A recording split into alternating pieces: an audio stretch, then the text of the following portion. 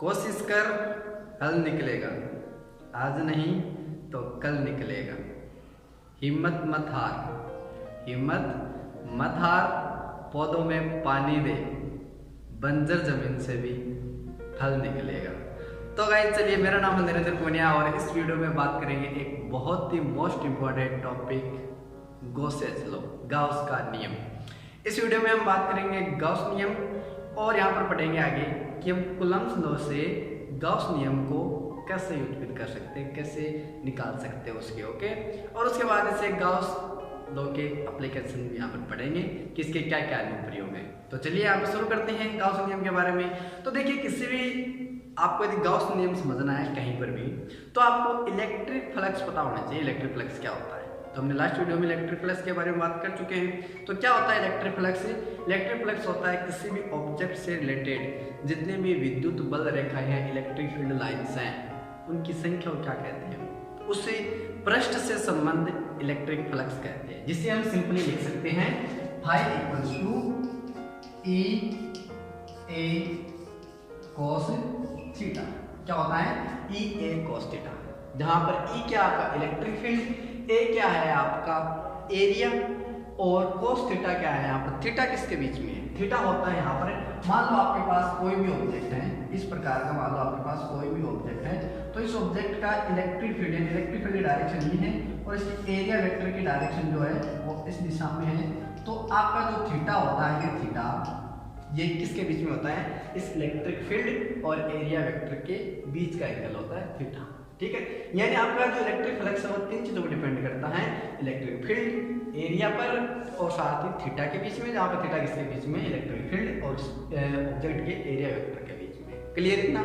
चलिए अब देखिए, यदि आपके पास कुछ छोटा सा इलेक्ट्रिक फील्ड हो और एक छोटे से इलेक्ट्रिक फील्ड के कारण यदि आप इलेक्ट्रिक फ्लक्स याद कर रहे हैं, तो हमें पता है कि एक छोटे से इलेक्ट्रिक फील्ड के कारण एक छोटा सा इलेक्ट्रिक फ्लक्स प्रोड्यूस होगा, जिसे हम सिंपली लिख सकते हैं डी फाई से। क्या लिख सकते हैं? डी फाई से। डी फाई इक्वल क्या लिख सकते हैं? E D A cos theta, E D A cos theta, जहाँ पर डी फाई क्या है? छोटा सा इलेक्ट्रिक फ्लक्स है और डी ए क्या है यहाँ पर? एक एरिया एलिमेंट है, छोटा सा अल्पांश है, और ये इलेक्ट्रिक फील्ड है, थीटा इसके बीच में होता है। चलिए क्लियर इतना? यदि अब आपको किसी पृष्ठ के लिए ज्ञात करना है, संपूर्ण पृष्ठ के लिए इलेक्ट्रिक फ्लक्स ज्ञात करना है, तो ज्ञात करोगे तो कैसे ज्ञात करोगे? तो आप इंटीग्रल करना पड़ेगा, एक छोटे छोटे सारे जितने भी अल्पांश उनको ऐड करना पड़ेगा, तो जिसे हम सिंपली लिख सकते हैं, इंटीग्रल करेंगे तो phi equals to integral E dot D S. किसी बंद लूप के लिए है तो ये बंद लूप के लिए आ जाएगा, एक रिंग बना देंगे, एंगेजमेंट वाली रिंग नहीं है, ये रिंग वाली लगा देंगे, ठीक है। चलिए, यानी ये किसी भी सरफेस के लिए होगा ए डॉट डी एस। आगे बात समझ में? या फिर एरिया वेक्टर है तो आप डी ए लिख सकते हो, ओके। चलिए, अब यदि आपके पास इलेक्ट्रिक फील्ड जो है वो एक समान है, कंटिन्यूस चार्ज का डिस्ट्रीब्यूशन है, तो क्या होगा? तब ई क्या हो जाएगा? नियत हो जाएगा। ई को बाहर ले लोगे तो फाई इक्वल्स टू क्या हो जाएगा? ई इंटीग्रल लूप के लिए, किसी सरफेस के लिए और हो जाएगा डी एस, किसी भी सरफेस के लिए क्या हो जाएगा? डी एस हो जाएगा। तो ये सिंपली हम पिछले वाले वीडियो में बात कर चुके हैं कि आपका इलेक्ट्रिक फ्लक्स क्या होता है, तो ताकि उस वीडियो को आप देख सकते हो, एक प्लेलिस्ट बनी हुई है, ओके। चलिए, इसको तो मैं देता हूँ थोड़ा सा मिटाए और इसके बारे में चलो बाद में मिटा देंगे। चलिए सबसे पहले समझते हैं कि गाउस नियम के बारे में। गाउस का नियम क्या कहता है, तो जरा ध्यान दीजिए, अपने कॉपी पेन निकालिए और नोट्स बनाना स्टार्ट कीजिए। तो बहुत इंपॉर्टेंट टॉपिक है, गाउस नियम को समझिए। गाउस नियम क्या कहता है? देखिए, सबसे पहले मैं इसकी डेफिनेशन लिख दूँ, फिर आपको थोड़ा सा समझाता हूँ। तो इसकी डेफिनेशन क्या कहती है कि किसी इलेक्ट्रिक फील्ड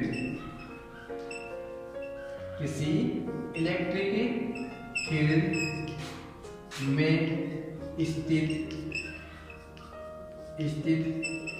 काल्पनिक बंद पृष्ठ से संबंध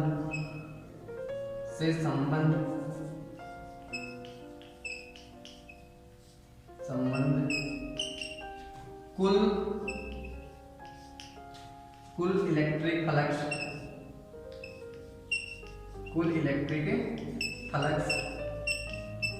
ठीक है, क्या होगा, किसी इलेक्ट्रिक फील्ड में स्थित काल्पनिक बंद पृष्ठ से संबद्ध कुल इलेक्ट्रिक फ्लक्स क्या होगा, उस पर स्थित यानी इस बंद पृष्ठ पर स्थित आवेशों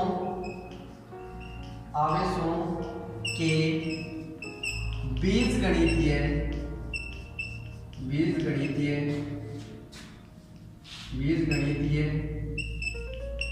योग का 1/ε0 गुणा होता है। आई क्या बात, परिभाषा समझ में आई। गॉसेल लॉ क्या कहता है कि आपके पास कोई काल्पनिक बंद पृष्ठ है तो उस पृष्ठ से संबंध जितना भी इलेक्ट्रिक फ्लक्स है यानी फाई जो है वो किसके इक्वल्स टू होगा, वो होगा उस बंद पृष्ठ से संबंध जितने भी आवेश है उस पर चार्ज हैं उन चार्ज के बीजगणितीय योग का 1/ε0 गुणा होता है। यानी जिसे हम सिंपली लिख सकते हैं कि आपके पास मान लो कोई फाई क्या है, इलेक्ट्रिक फ्लक्स है, तो किसी में क्या लिख सकते हैं, किसी भी बंद फ्लक्स के लिए यानी जैसे मान लें इंटीग्रल हम क्या लिखते हैं, A डॉट ds लिखते हैं सिंपली। ठीक है, ये जो है किसी भी सरफेस के लिए इसको हम क्या लिख सकते हैं, सिग्मा क्यू यानी आवेशों के बीजगणितीय योग का 1/ε0। यही क्या होता है आपका गॉसेल लॉ होता है, गाउस नियम होता है। क्लियर इतना, ध्यान दीजिए। गाउस नियम क्या कहता है, इमेजिन करना है किसी भी इलेक्ट्रिक फील्ड के अंदर कोई भी एक काल्पनिक बंद पृष्ठ है। ठीक है, जैसे आप डायग्राम बना सकते हो, मान लो इस प्रकार कोई भी एक इरेगुलर शेप का जैसे काल्पनिक पृष्ठ है।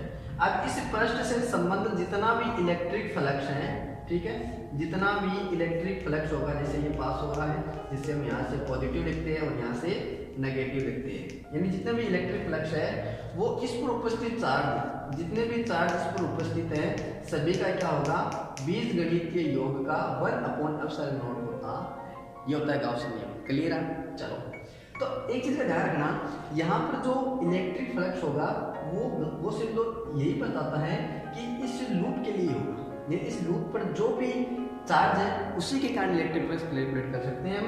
यदि आपके पास कोई बाहर इस प्रकार का चार्ज है तो उसे हम कैलकुलेट नहीं कर सकते। ठीक है, इसका पर कोई प्रभाव नहीं रहेगा, केवल इसी को ही हम बीजगणितीय योग करेंगे। ठीक है, अरे क्लियर हुआ कि कमेंट करके बताओ ना।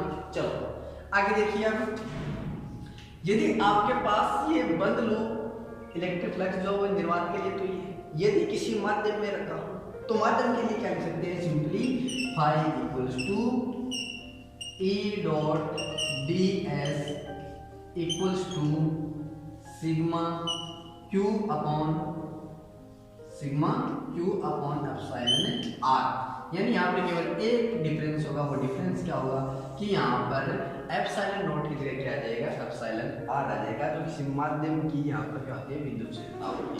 क्लियर इतना, तो ये हमने बात की थी गाउस के नियम की।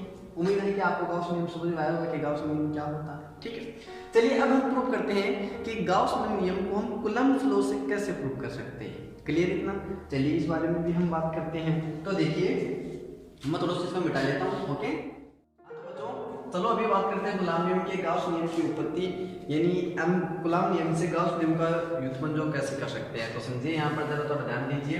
आपके पास मान लो कोई ऑब्जेक्ट है, एक इरेगुलर शेप का आपका काल्पनिक बंद पृष्ठ है। ठीक है, और इसके किसी स्थान पर बिंदु O पर कोई चार्ज रख दिया Q।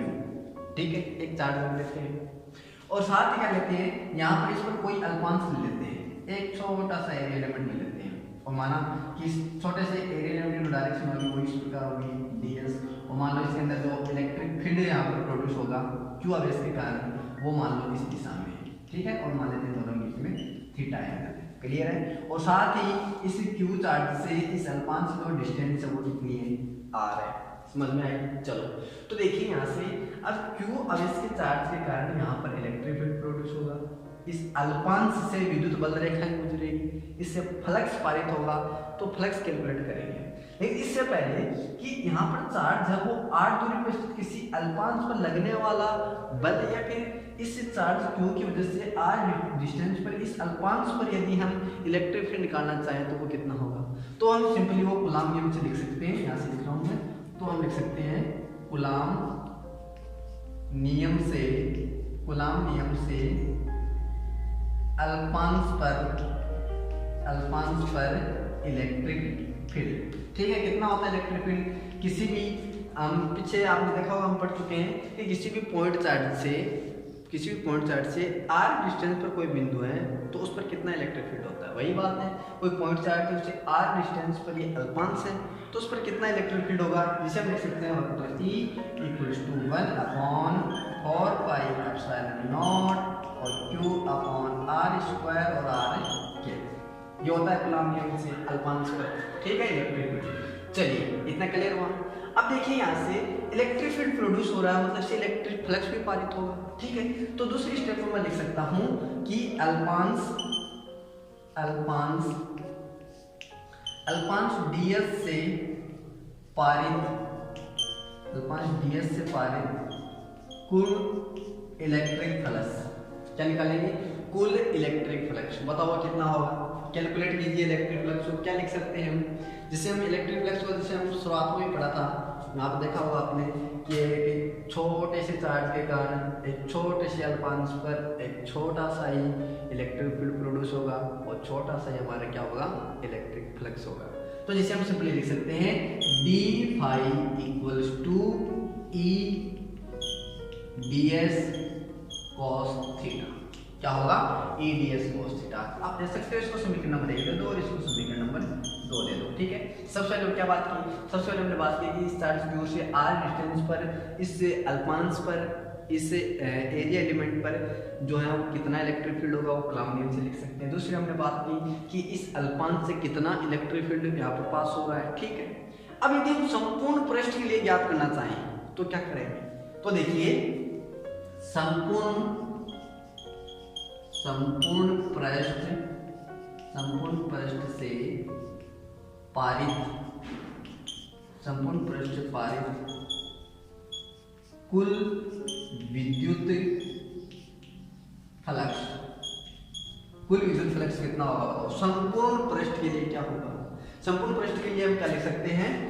फाई नीचे दिखाई दे रहा है आपको, हम लिख सकते हैं फाई = और इंटीग्रल है ना, ये आ जाएगा e की जगह यहाँ पे पूरी वैल्यू पुट कर दी सबसे पहले। ठीक है, तो आ जाएगा d फाई = e की वैल्यू पुट कर दीजिए सबसे पहले। e की वैल्यू क्या है हमारे पास, ये 1/4πε0। ठीक है, और क्या आ जाए आपके पास Q/r² और ds cos थीटा। ठीक है, ये इंटीग्रल कर देगा इसका, तो आपके पास क्या आ जाएगा? संपूर्ण पृष्ठ के लिए आ जाएगा। ठीक है, इस बंद काल्पनिक पृष्ठ के लिए आप ये भी लिख सकते हो। ठीक है, लगा सकते हो। तो 5 से क्या आ जाएगा? 1/4πε0 Q/r² ds cos थीटा। ठीक है, चलिए आगे इस चीज को आगे देखिए। अब आगे क्या देखेंगे हम कि यहाँ पर 1/4πε0 है। भाई ये तो आपका क्या होता है? कांस्टेंट होता ही है। ठीक है, और साथ ही यहाँ पर चार्ज जो है वो भी कांस्टेंट मान सकते हैं, एक ही चार्ज है यहाँ पर। ठीक है, तो कांस्टेंट वैल्यू को आप बाहर ले लो, तो कांस्टेंट वैल्यू बाहर लो तो आपके पास क्या आ जाएगा? फाई = 1/4πε0 और साथ में आ जाएगा यहाँ पे q, इंटीग्रल क्या बचेगा? ds cos θ/r²। ठीक है, यहाँ से देखिए, देखो यहाँ पर यदि आपके पास कोई इंटीग्रल है और ये ds cos θ/r² है, इसको क्या लिख सकते हैं? d ओम। क्या होता है ये d ओम? और d ओम क्या होता है? देखो, d ओम जो है वो आपका क्या होता है? वो होता है अल्पांश द्वारा या फिर संपूर्ण पृष्ठ द्वारा। संपूर्ण पृष्ठ लिख लो आप, संपूर्ण पृष्ठ द्वारा बिंदु O, दिखाई दे रहा है बिंदु? संपूर्ण पृष्ठ द्वारा बिंदु O पर बना घनकोण। क्या होता है? संपूर्ण पृष्ठ द्वारा बिंदु O पर बना घनकोण। रहेगा क्लियर? समझ में आया क्या? कमेंट करके बताओ फटाफट। चलो आगे देखो, इसकी वैल्यू कितनी होती है? यानी d ओम की वैल्यू कितनी होती है भैया आपके पास? इसका मान होता है 4π। कितना होता है इसका मान? 4π। कैसे होगा सर? देखिए, किसी भी वर्ग के लिए आप इस पॉइंट से यदि ये आपका सेंटर होता है तो ये सारा आप यहाँ तक घूम के जाओ तो कितना होगा?